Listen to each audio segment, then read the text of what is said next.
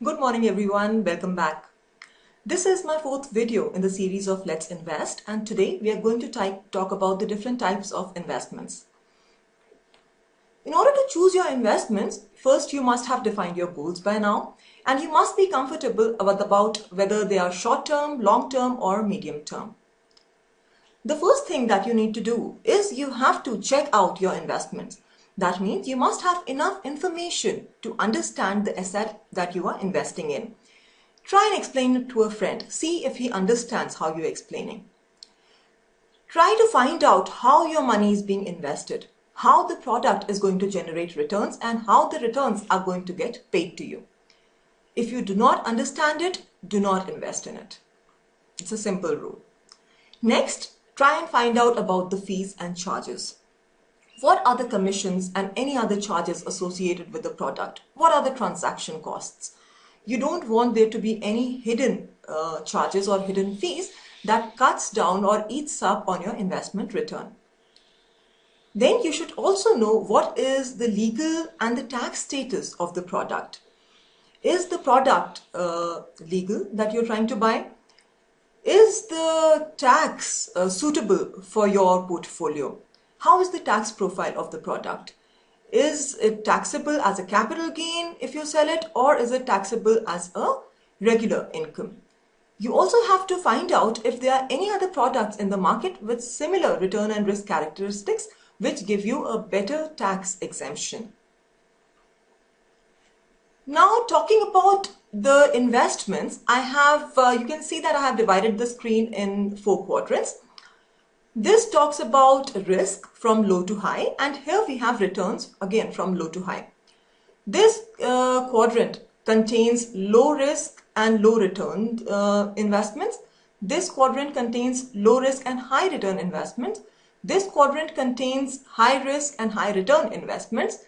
I know none of them contain anything now, but yeah, I'm getting there. And this last one will have high risk and low returns. Now, in no way do I'm meaning to suggest that I am talking about all the investment possibilities in the world. No, I'm not. I'm just talking about the broad available investment categories. Now, let's talk about low risk and low return investments first. So we have the regular saving bank that you're all aware of. You keep your money in the saving bank. Usually it is used for short term. Another option is tax-free bonds. Most of you must already be aware of tax-free bonds. They are usually publicized through newspapers. You can buy them, keep them with you for 3 years, and the returns are exempt from tax. Even the investments are exempted from tax. You get some tax rebate on them. Then you have the option of investing through a post box office account. So post offices are very common in India, and a lot of people, especially the generation before us, has been used to investing in post offices. The last investment in this category that I'm going to talk about is money market mutual funds. Money market mutual funds are those mutual funds that invest in short-term securities, short-term liquid securities. They could be bonds issued by the government, bonds issued by the corporate, but they are fairly safe. And because all of these investments are fairly safe, they give a low return. In the long term, they may even give a return which is lower than inflation. So I would strongly suggest that you do not invest in any of these products for the long term. Coming on to the next category, in low risk and high returns, the first thing that I'm going to talk about is mutual funds. Now, what are mutual funds? Mutual funds are nothing but an investment, an easy way to invest in stocks and bonds. There is a single portfolio of stocks or bonds or managed cash or a combination of all, which is called a balanced portfolio, which is managed by an asset manager, and you can actually buy shares of that particular mutual fund, and in effect you will become a part owner of that complete portfolio.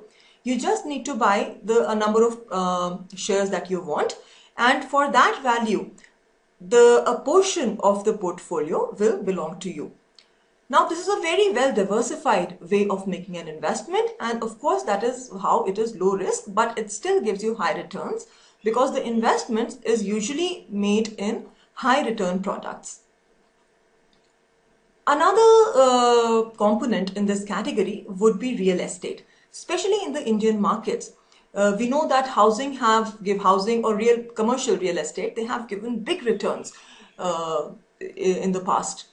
However, I do not consider them as very good investments. First, because they are very illiquid. You may not be able to quickly convert them to cash when you need to. And second, the return, that is the profit, will be taxable. It will be taxable as capital gains. So you have to, and that will of course reduce your return on the real estate property. The last product that I want to talk about in this category is gold. Yeah, in India we are very fond of buying gold, especially in the physical form. But I would strongly suggest not to buy physical gold because there are a lot of security issues. People end up keeping them in lockers. I have kept my gold in locker.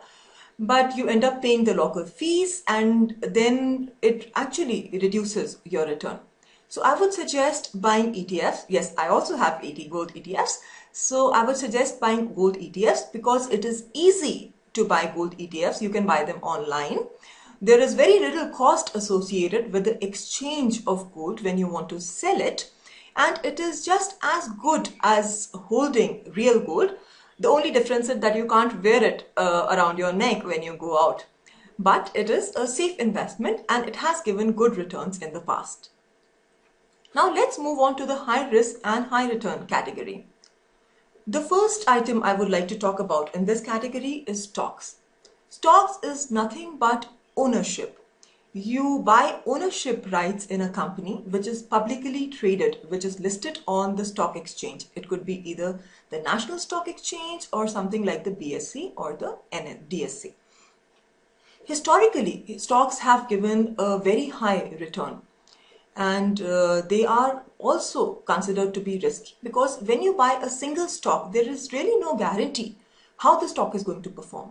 It could perform poorly and all your money would get drained away with it. So when you are investing in stocks, you have to be very well diversified. You have to be diversified across sectors, across industries.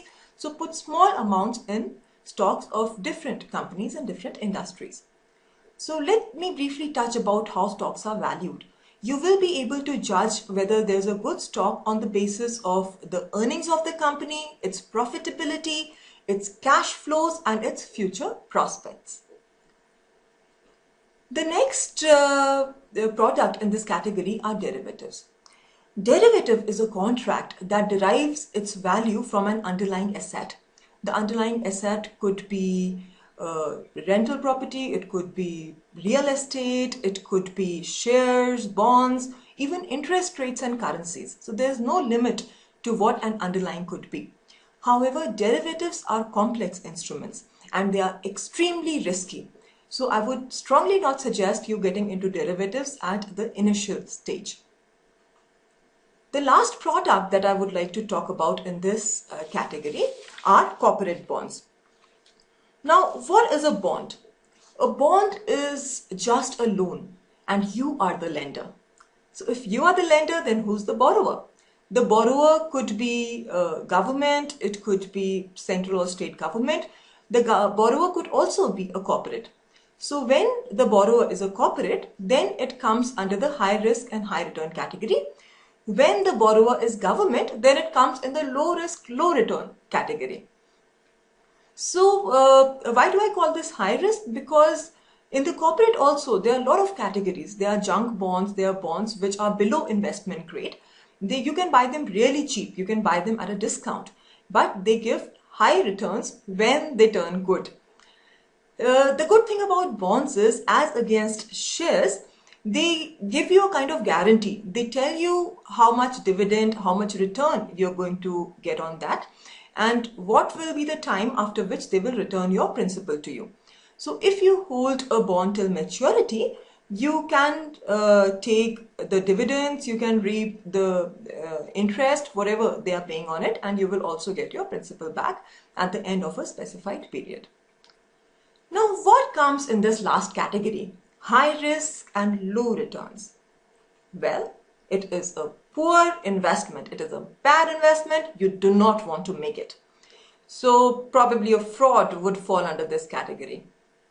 So that is all that I wanted to talk about in this presentation, really. If you want to understand any of these categories better, equity, derivatives, corporate bonds, mutual funds, then I'll be making separate presentations on each of these items. Thank you very much. It was nice talking to you. I hope you enjoyed the presentation. If you want to reach me, you know how to do that. Thanks a lot.